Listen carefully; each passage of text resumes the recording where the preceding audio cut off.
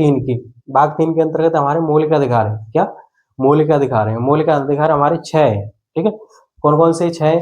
जैसे समानता का अधिकार अनुच्छेद 14 से 18 के अंतर्गत आता है, और दूसरा हमारा है स्वतंत्रता का अधिकार अनुच्छेद 19 से 22 के अंतर्गत आता है, और तीसरा हमारा शोषण के विरुद्ध अधिकार अनुच्छेद 23 से 24 के अंतर्गत आता है, और चौथा हमारा धर्म की स्वतंत्रता का अधिकार। ठीक है, तो आर्टिकल 25 से 28 के अंतर्गत आता है, और पांचवा है संस्कृति और शिक्षा संबंधी अधिकार। ठीक है, पांचवा है संस्कृति और शिक्षा संबंधी अधिकार अनुच्छेद 29 से 30 के अंतर्गत आता है। अब बात करते हैं छठवें अधिकार की। छठवां अधिकार कौन सा है? संवैधानिक उपचारों का अधिकार। ठीक है, तो अनुच्छेद 32 के अंतर्गत आता है। जो डॉक्टर BR अम्बेडकर थे, उन्होंने जो आर्टिकल, वो हमारा जो आर्टिकल 32 है, उसको संविधान की आत्मा कहा है। ठीक है, और बात कर रहे हैं जैसे डॉक्टर BR अम्बेडकर ने भारतीय संविधान निर्माता, यानी डॉक्टर BR अम्बेडकर थे, और जो भारतीय संविधान के जो निर्माता थे, तो उन्होंने भाग 3 के अंतर्गत आने वाले जो मौलिक अधिकार है अनुच्छेद 12 से 35 के अंतर्गत को भारत का मैग्ना कार्टा कहा था। क्या कहा था?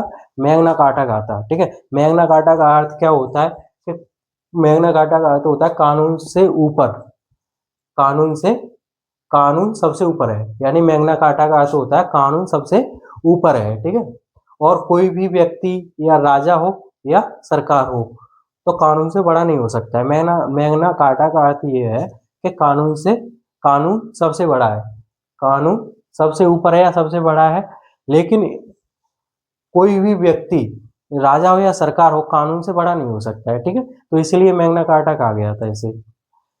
तो हमने बात की, और अनुच्छेद 32 को डॉक्टर BR अम्बेडकर ने भारतीय संविधान की आत्मा कहा है। ठीक है, तो भाग 3 के बारे में हम जो आर्टिकल है हमारे, जो 6 मौलिक अधिकार हैं, तो नेक्स्ट वीडियो के अंतर्गत हम बात करेंगे। ठीक है, विस्तार से।